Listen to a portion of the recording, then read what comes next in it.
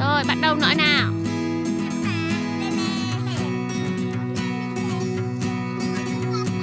Anh chị bắt đầu làm gì? Mục cạn làm gì?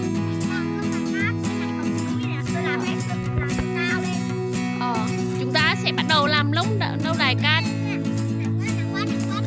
Múc đất vào xe ben và đổ đất để xây lâu đài cát.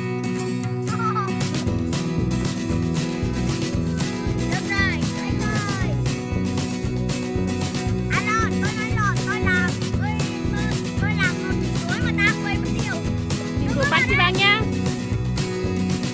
Thôi hai anh em chơi chung nhé. Rồi ok.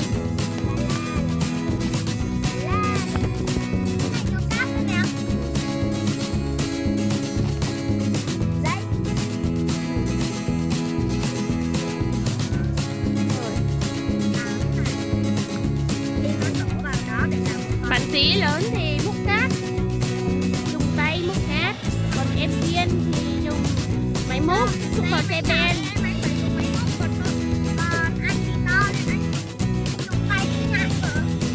Để sâu lên.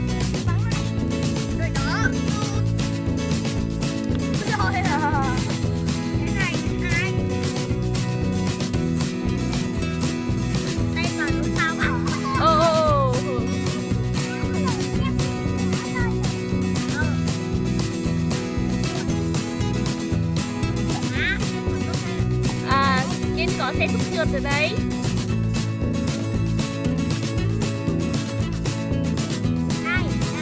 Hay luôn. Có điều là mình quên mất cây cờ rồi. Cờ được 5. Mai mang cờ nhé. Đây là làm lâu đài cát to để đá bằng cái xô ấy. Được rồi, làm lâu đài cát to bằng chạm bằng cái xô. Bạn thấy xô không? 3 cái xô chồng nhau rất là cao.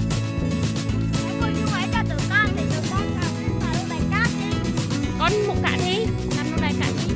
Nhưng mà trước đây là mình cho đầy đó. Con cứ làm đi, em kia làm kìa. Làm đi đi.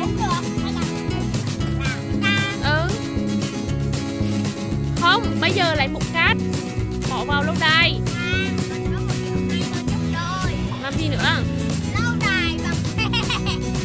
Làm lâu đài bằng xe.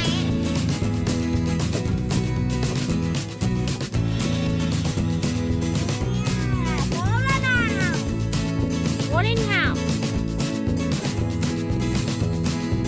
Sẽ làm nhiều. Được rồi.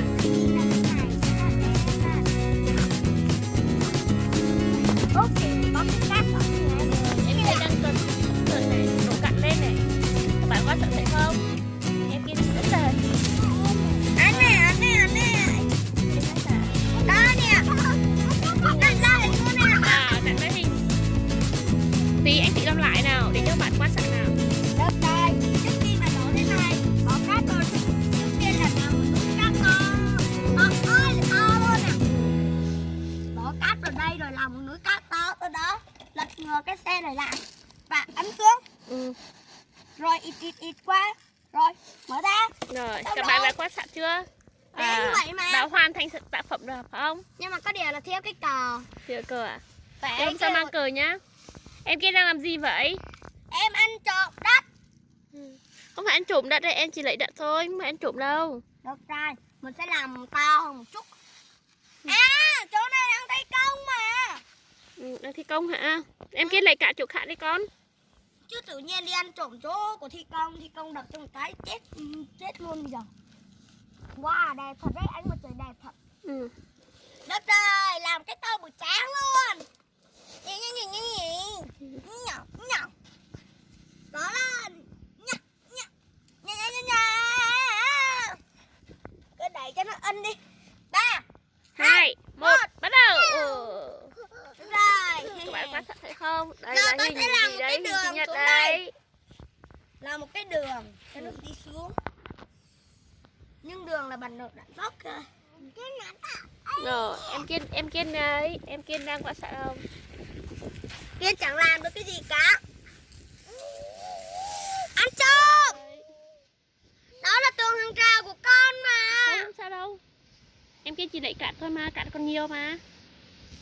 Thế thì làm như vậy thôi. bạn không?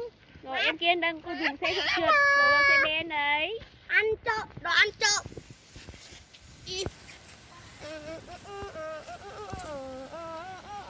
Thì làm gì đấy? Con sẽ làm cái to bự tráng luôn. Con phải chạm hả? Dạ. Nhưng mà muốn làm cái to bự tráng phải nhiều cái. Lần này thì sẽ to hơn.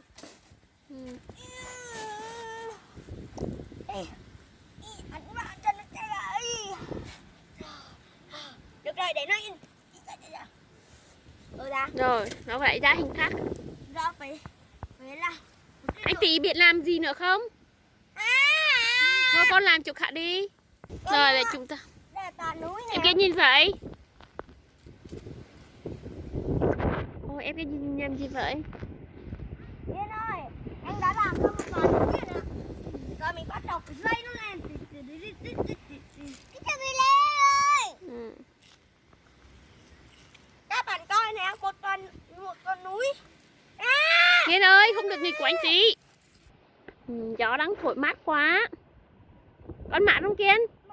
Mát hả? Kiên đang lái xe trộn bê tông hả con? Con bật đèn cho sáng hả? Rồi bật điện sáng rồi.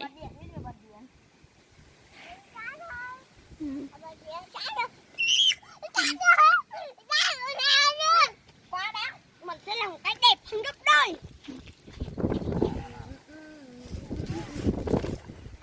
Cái này bằng cát bằng của mình. Mình cần nhiều cát không?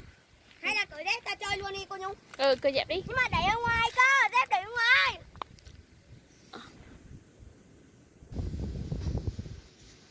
Cô Nhung dép cho em kia dép để ở ngoài đi. Thế để dẹp ở ngoài đi. Để Tí bỏ xe trộn bê tông ra.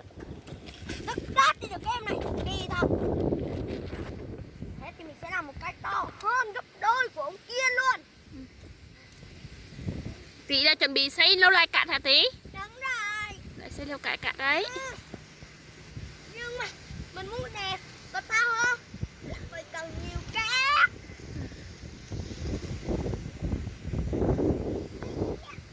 Máy múc bằng tay vô tay con.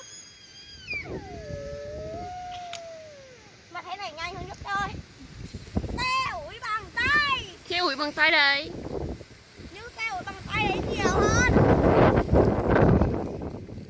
Siêu không? Siêu. Máy múc bằng tay siêu càng khổng lồ. Đây. Quá đầy luôn.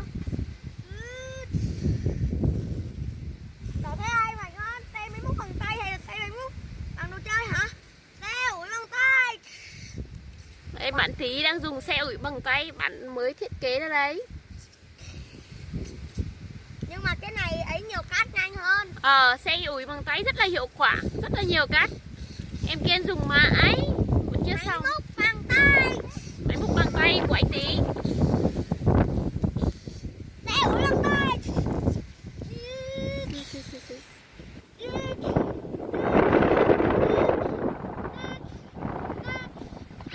Anh Tí xây đâu cạn xong chưa? Anh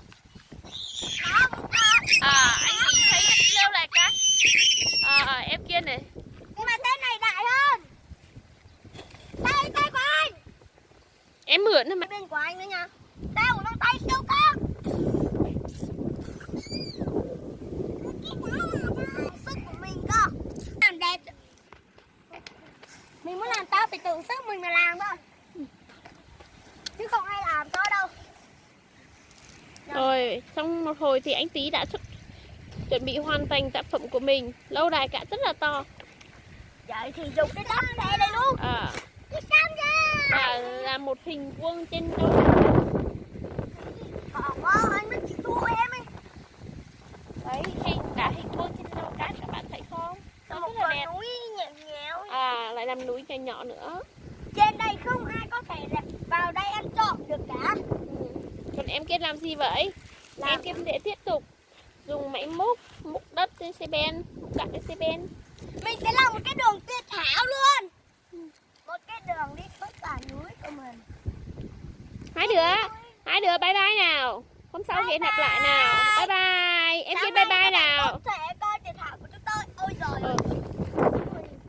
bạn hãy đăng ký nhá.